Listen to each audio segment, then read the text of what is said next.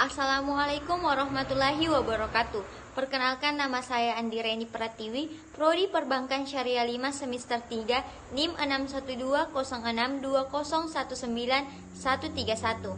Baik, di sini saya ingin memaparkan materi dari kelompok 9, yaitu kebijakan ekonomi makro, fiskal, moneter, dan kebijakan pengendalian harga.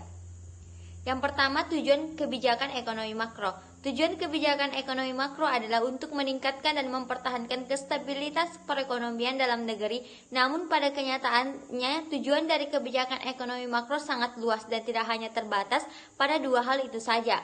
Berikut tujuan kebijakan ekonomi makro yang memiliki adil dalam seluruh kebijakan ekonomi negara, yaitu yang pertama, memperluas lapangan pekerjaan, meningkatkan skala produksi dalam negeri, meningkatkan pendapatan nasional, menstabilkan neraca pembayaran luar negeri, meningkatkan pertumbuhan ekonomi nasional, menjaga kestabilan ekonomi, pemerataan distribusi pendapatan, dan pengendalian inflasi. Yang kedua, kebijakan fiskal.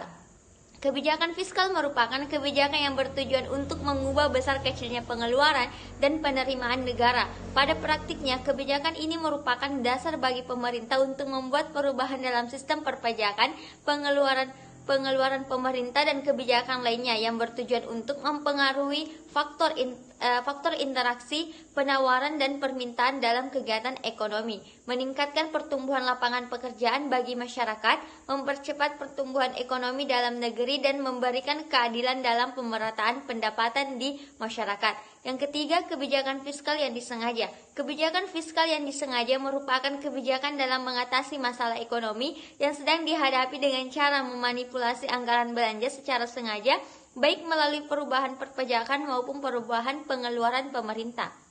Yang keempat, yaitu kebijakan moneter. Kebijakan moneter adalah sebuah kebijakan yang dikeluarkan oleh Bank Sentral dalam bentuk pengaturan persediaan uang untuk mencapai tujuan tertentu. Kebijakan moneter dapat melibatkan pengeset standar bunga pinjaman, margin requirement,